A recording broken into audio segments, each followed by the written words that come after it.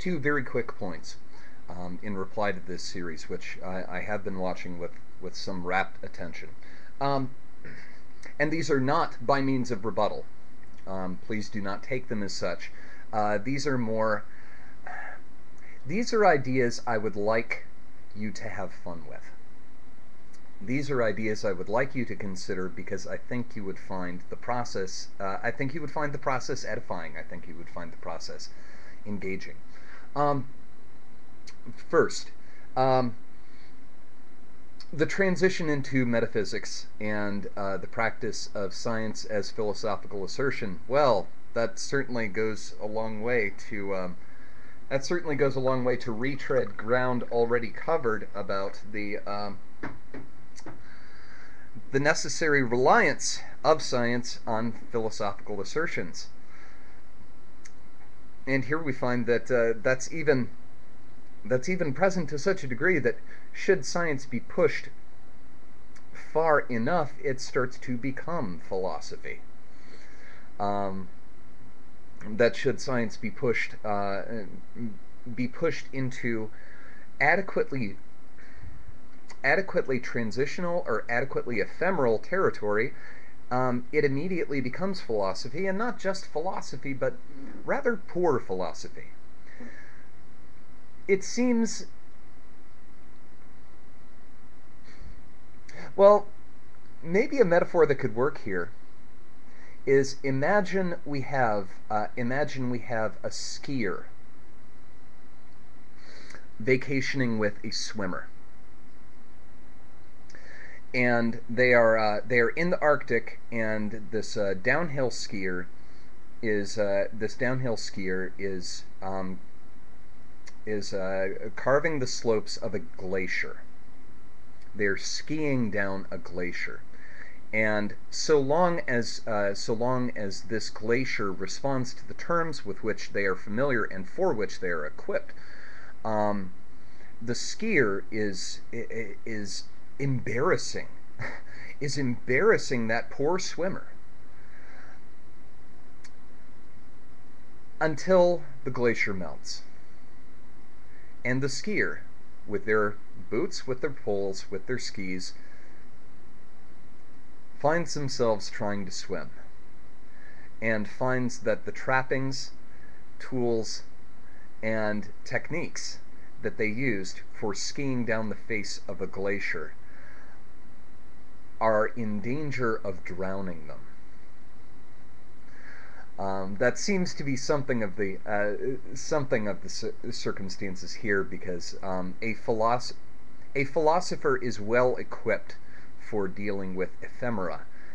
It's their truck and trade. But when a scientist who is accustomed to glaciers finds themselves faced with the prospects of ephemera, they have only the most rudimentary of tools.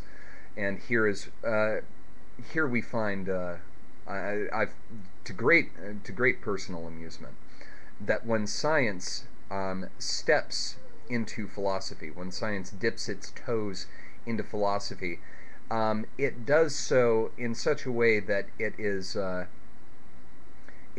flailing at philosophical constructions, questions, or assertions that were handled with a fair degree of sophistication millennia ago.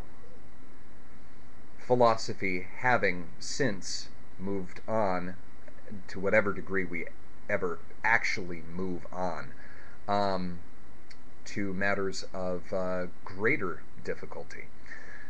So that's the first point. More of a shared joke than anything else. The second, and this came about with discussions with Inri. He and I were bandying this about back and forth. Him coming primarily from the math physics side of things, and me coming primarily from the math philosophy side of things.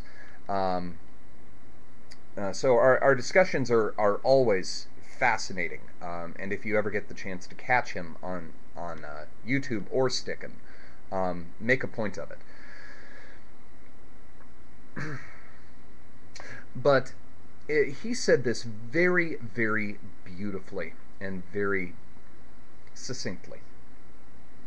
The universe does not share our attachment to the law of non-contradiction.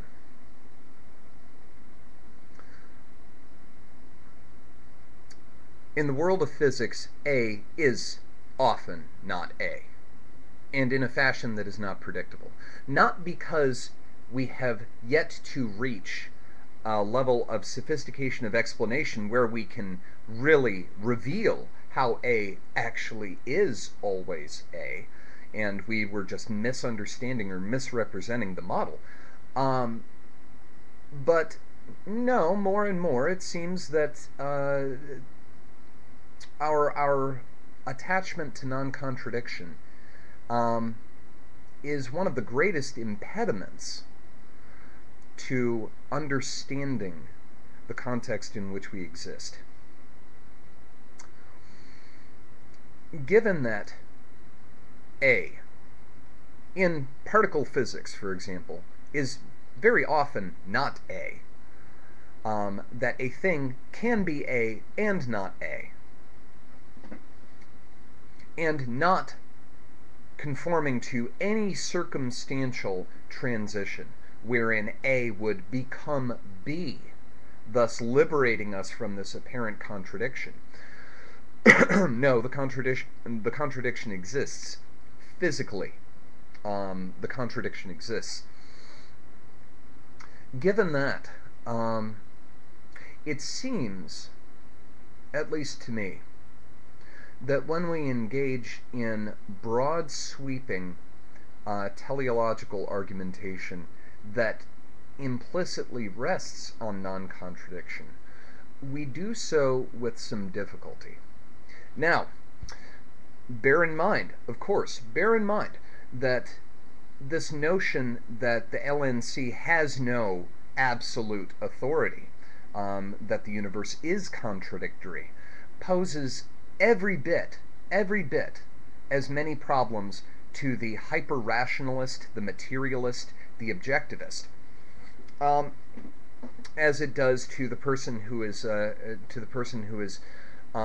using those tools. And I recognize and hope that you are using these as tools, not as any sort of foundation. I think you present argument in a way that you hope to be convincing, not arguments that by which you were convinced. And we all do that to some degree.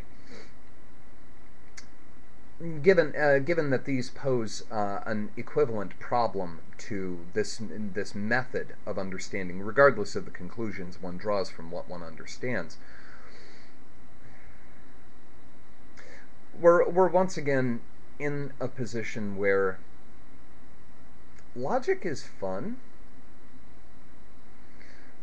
teleology is interesting, and we can glean potent insight from it. But the very notion of proof would, to some degree, and the structure of this argument would, to some degree, reside in the realm of, well, a fantasy. Bearing in mind that I don't think theistic conclusion can be in any way placed entirely in the realm of fantasy. But apologetic argument resting entirely on non-contradiction can. Now, being fair, you are playing within the rules that you know that your opponents will accept. So, this is not so much an attack on the argument as it is a point that I think merits some consideration, purely for personal perspective and personal edification. So, cheers.